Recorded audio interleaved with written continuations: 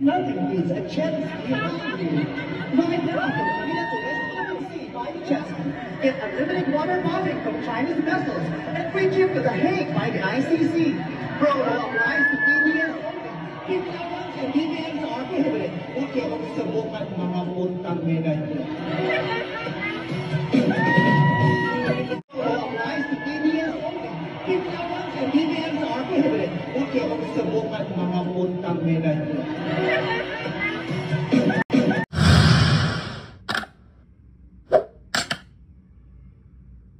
Gagamit ka ng mga, alam nila, sikat na tao yun eh. Sikat.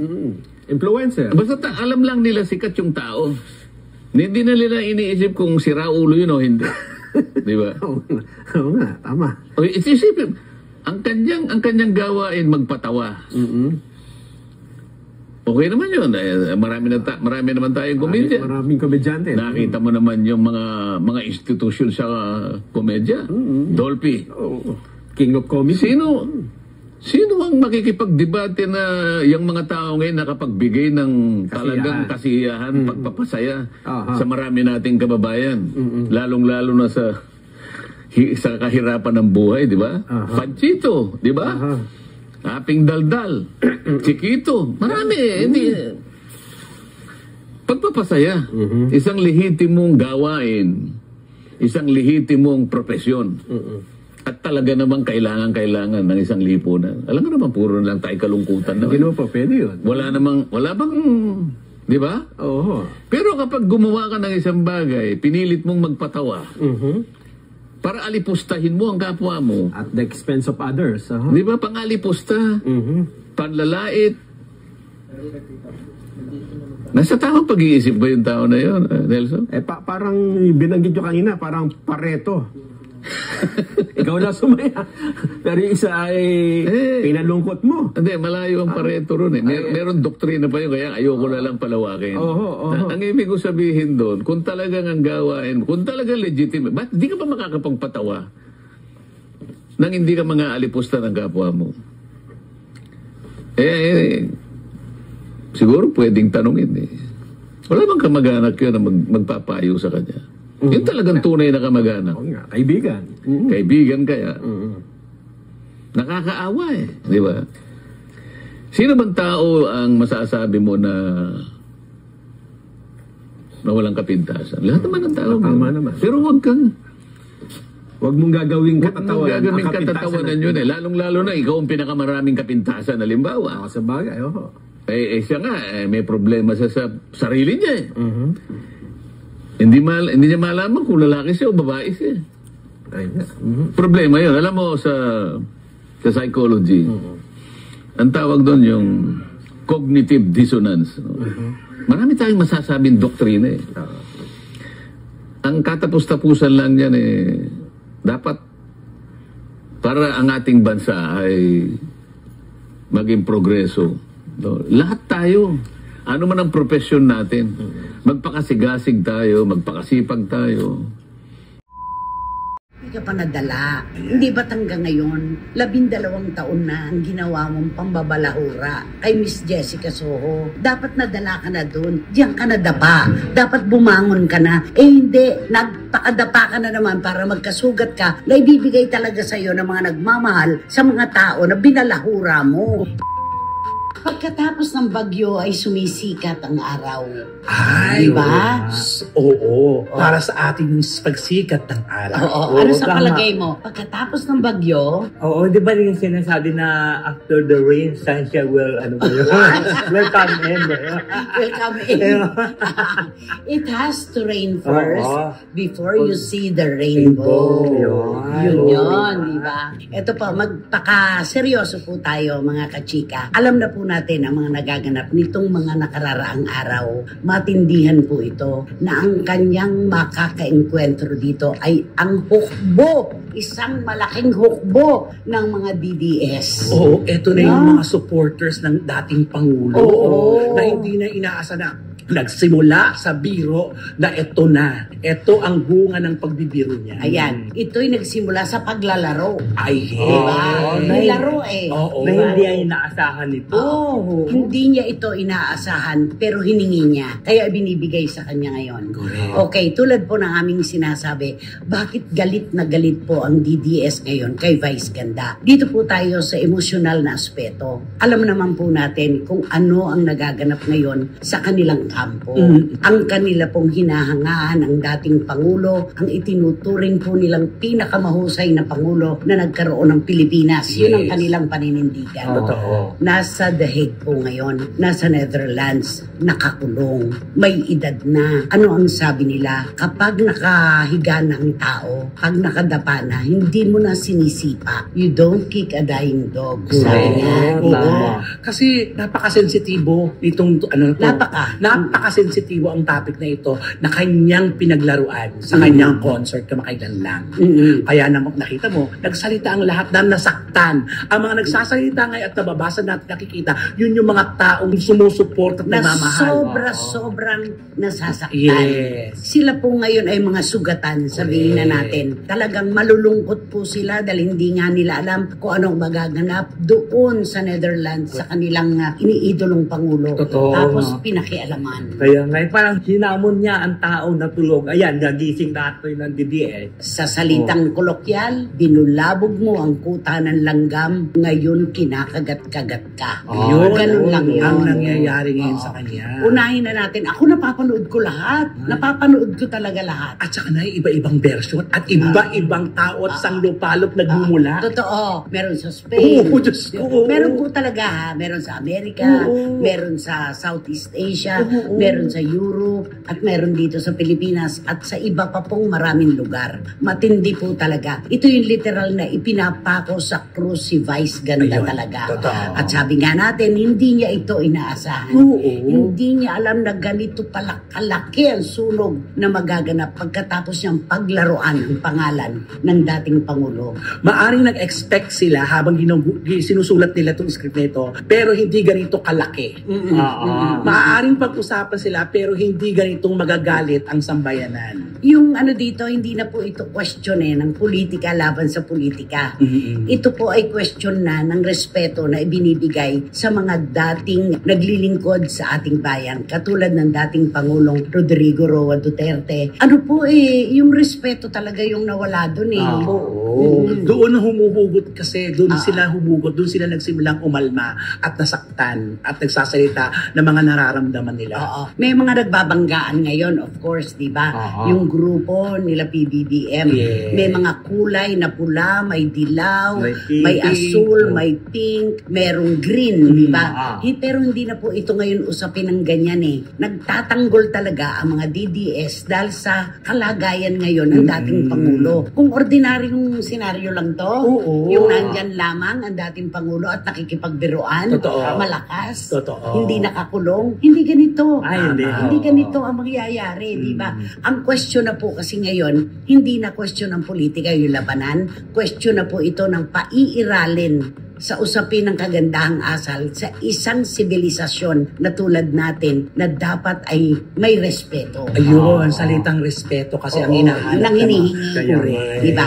Okay, ano ang una? Galit na galit ang mga DDS. Ngayon, lahat ng butas na pwede nilang masilip laban kay Vice Ganda, ginagawa nila. Katulad yung, huwag ka nang nagpapanggap na makabayan ka, na kunwari nagagalit ka sa China, pero kumustahin mo naman ang mga raw materials mo, ang mga binebenta mong produkto dun sa iyong Vice Cosmetics, diba? Made in China. Ayun na.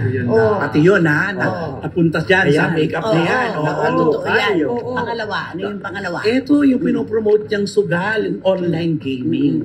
Na kung saan alam naman natin na Sinabi niya ehemplo siya ng mga kabataan at influencer siya. Kung ano ang sasabihin niya, nakaka-apekto sa lahat. Ang sabi niya noon, wala akong nakitang nagsugal na gumanda ang buhay. Pero pinagkakitaan niya. niya. Di ba? Nag-endorso siya ng sugal. Ano yung ikatlo? Ay, ikatlo, di siyempre, ang pinuputakti at ang binulabog ngayon ng mga DDS, yung kanyang mga commercial. Na ang dapat endorsement niya, i-boycott ito lahat.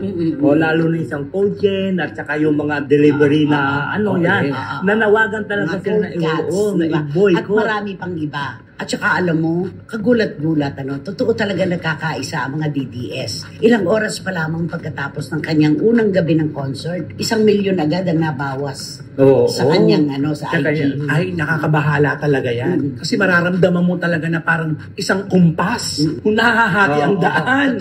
Nakakatakot yan. At saka sabi nga ng ating mga kababayan, nakakalungkot. Kasi sa It's Showtime, tumatalak ka pa ng kung ano-anong parang words of wisdom. Yung mga tangaran. Kung ano yung mga sinasabi mo. Pero anong ginagawa mo tungkol, sasabihin niya kunwari, ingatan natin ang ating mental health. Diba? Mental health ang sinasabi mo. Pero ikaw ang unang-unang nambubuli. Anong ginagawa mo sa mga kasama mo? Si Ogie Alcacid, pinapansin mo, ang maliit niyang height, diba? Ang mata ni Jong Hilario, diba?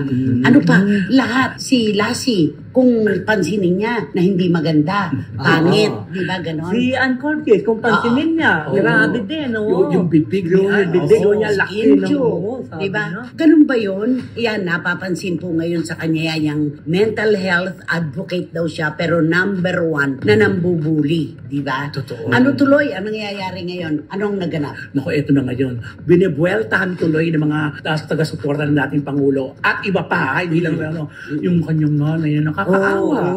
Nabiyong tahimik na hindi nila na-anticipate na hindi man ako mabueltahan, baka bueltahan ang mga mahal ko sa buhay. Dapat tinignan niya yun. Oo, yung parting yun. Dapat nagkulang sila. At saka kung tutuusin po talaga, hindi dapat madamay dito ang kanyang ina. Totoo naman. Wala naman pong kasalanan ang nanay niya doon sa pagbibitiw niya ng mga salita na paglalaro. Salita ng paglalaro laban sa dating Pangulo. Pero ano ang nalaman natin? Ano ang sabi ng mga DDS na talagang galit na galit at gusto siyang sugkurin at ipako sa krus? Anong sabi? Kung saan ang mahinang parte ng katawan mo, doon ka namin bubueltahan.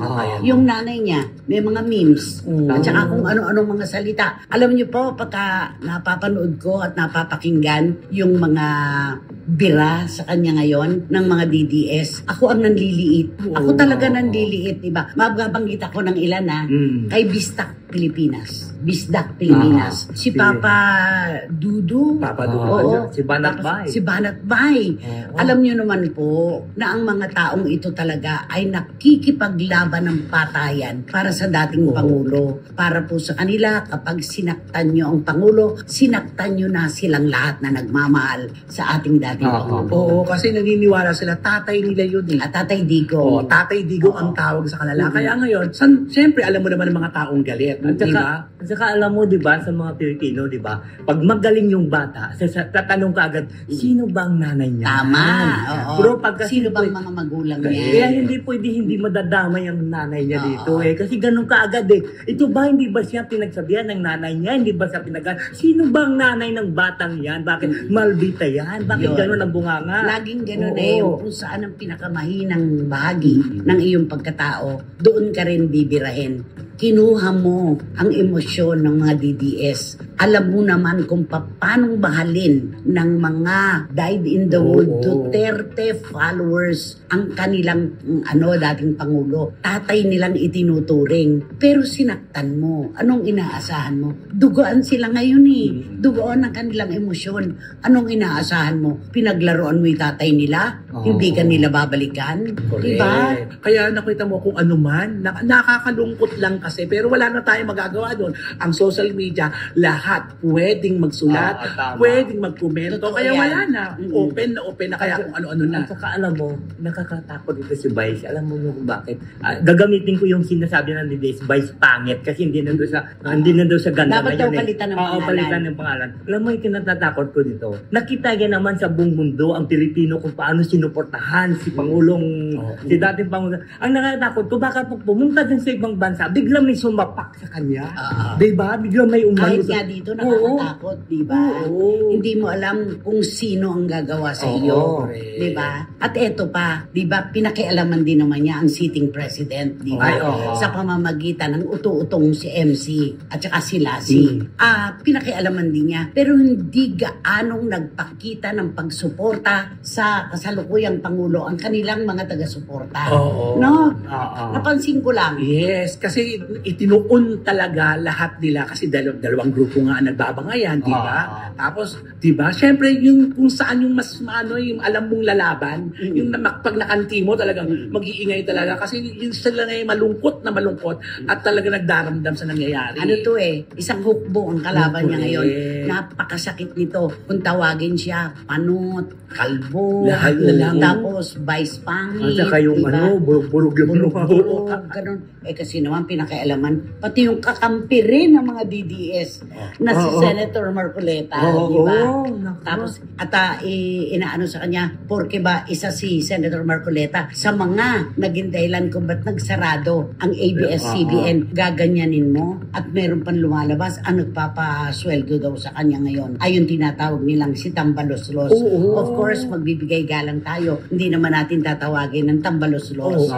Si House Speaker, Romualdez. Yon. Kasi nga, siya ang nakabili ng isang bahagi ng ABS-CBN. Kaya parang lumalabas pa, pinag-utusan. Kasi ako hindi ako niniwala doon. At saka na sa kwentong ito, pwede ka na magbanggit dahil sa naka-open ng kwentong open ang kwentong ito, bahala na kayo kung sino ang sabihin nyo dyan. Pero ang punto lang talaga dito, nakasakit. Yun eh. At saka ito, hindi na, alisin na natin yun, yung pinapasweldo siya, ng nakabili, ng ganito, na ganito at ganyan. Alisin na po natin yun. Ang talagang naiiwanan dahilan dito, kawalan ng respeto sa isang lipunan na katulad ng sa atin, may edad, nakakulong, at sa kanilang paniniwala ay kinidnap ang dating Pangulo para ipakulong doon sa The Hague. At saka diba, nakakalungkot pa, ni isa wala makapagsalita kung ano na talaga ang kalagayan ng dating Pangulo. Diba? Walang konkreto na, ano ba, baka, ano mo yun? Wala. Kaya nung nabiro, napakasensitibo talaga kahit kasino, namatayan ka na. Tapos, lalo ka pang, ano mo yung gagawin ka? Diba parang ano to? Pinamak. Yun ang totoo doon. Yun lamang po naman Yun lamang na yun nakikita namin dahilan kung bakit ipinapako ng DDS sa krus ngayon si Vice Ganda. At saka alam mo, hindi ko kasi kayang itawid yung mga naditinig ko. Yung mga sinasabi ng mga vloggers na DDS, di ba? Kasi masyadong personal, pero hindi ko naman masasabi na bakit kaya. Kasi may dahilan. Di ba? I'm sure na nagdadaanan na lahat yan sa kanilang social media account. Open naman ito. Talagang, kahit na ayaw mo talagang kusang dumadaan talaga sa Facebook. Mapapanood mo talaga di ba? Ito ba si Vice Ganda? Kasi di ba, tuwing may concert siya dyan sa Araneta, laging kontrobersya. Hindi ba pwede ipakita niya kung ano yung talent niya at kung anong kaya niya? Marami naman nagko-concert yan ng mga artista. Hindi naman gumaganda na. Nagtatagumpay naman. Puno-puno ng tao. Kasi pinakita ang tunay na talent. Ang tanong ko lang kay Vice, ikaw ba may talent ka ba talaga? Niya ipakita sa konsyerto mo. Sa susunod na eleksyon. Wender Alvarez. Hindi kasi diba maraming mga nagko-concert talaga. Oo naman. Hindi, tsaka isa pang question natin na mo. Ang dami-dami niyang idinadamay ng mga personalidad sa kanyang pagkukonsyerto. Hindi ka pa nadala. Hindi ba't hanggang ngayon, 12 taon na ang ginawa mong pambabalahura kay Miss Jessica Soho. Nagtangka ka na humingi ng patawad, ng paumanin. Hindi ka naman binigyan ng pagkakataon, di ba? Ang sabi niya, sorry, pero hindi maganda ang panlasa ko. Okay, sinabi mo, baka maaari mo siyang tawagan mamaya o kinagabihan o bukas. Anong sagot sa'yo? I don't think so. Hindi ka pa nadala. Bubog mo na yan. Dapat nadala ka na doon. Diyan ka nadapa. Dapat bumangon ka na. Hindi. Nagpakadapa ka na naman para magkasugat ka na ibibigay talaga sa'yo ng mga nagmamahal sa mga tao na binalahura mo. Yun lang yun. At saka ginisa na naman siya sa sarili niyang mantika. Kasi nag-rewind na naman. Alam mo Binalik. Ibalik lahat talaga. Yung ultimate, yung mga biru-biruan na lang nakaka-open. Na-open niya yung mga kasamayan. Naglalabasan lahat. Totoo yan. yan. Kaya nakakatakot itong mga panahon na ito. Sa panahon po ng social media, kahit sino ay pwedeng mag-post, pwedeng magsalita, pwede kang husgahan. Kami po, sanay na kami. Sanay na kami. Sa tindi po ng pang-aalipusta na inaabot ngayon ni Vice Ganda na hiningi niya yan Hiningi niya yan. Ano mang itapon sa amin ngayon, parang baliwala na Kasi narinig na natin dito yung yung the height. Ika nga. At saka, kapag kami binabato, ay buhay kaming tatlo. Kasi di po ba, tanggapin natin ang katotohanan. Kailan ba natin ibinabato ang papuri sa isang tao? Di ba kapag kapatay na? Kaya kami, buhay na buhay kami. Dahil kami ay inyong tinutudla. Di ba? Ganun naman yun Kailan ba lumulutang yung mga papuri, yung mga sana-sana, yung mga ganun. Di ba kapag namayapa na? Oo, di ba pagka namayapa na yung tao sabihin, alam mo, ang bait niya, namimigay yan ng una na ano. Kaya ganun. Kaya okay lang po. Basta nasa tamang lang, yung dila nirerendahan. Oo, di ba? Tamang timpla ika nga. Ayan. Nako, nangangailangan ng awitin itong paksa na ito. Ano ba ang pwede mong kantahin para kay Vice Ganda? Hindi, ang kakantahin ko na lang sa kanya yung Every time I heart. Mali kagad. Leonardo DiCaprio tsaka Kate Winslet. Titanic. My Heart Will Go On. Bakit naman alam ko Bakit naman My Heart Will Go On? Ay, kasi di ba ang sabi nga nila yung barko doon na matibay, di ba, na sinakyan kahit anong katibay, lumubog pa rin. Hindi, ito kasing kapaniwalaan, di ba? Lahat tayo ay magkakaroon ng katapusan. Ang araw sumisikat, lumulubog din. Hindi natin mapipigilan ang pagdating ng dapit hapon at ang paglubog ng araw. Ang Titanic, lahat ng pinakamagagandang materyales, pinakamatitibay, pinakamahal, inilagay dyan. Pero unsinkable daw ang Titanic, pero lumubog din. Paano pa ang ibang personalidad na nakalilimot na i-handle ng maayos ang kanilang popularidad? Ayan ang nakakalungkot na totoong Okay. Every night in my dreams I see you, I feel you. That is how I know you go.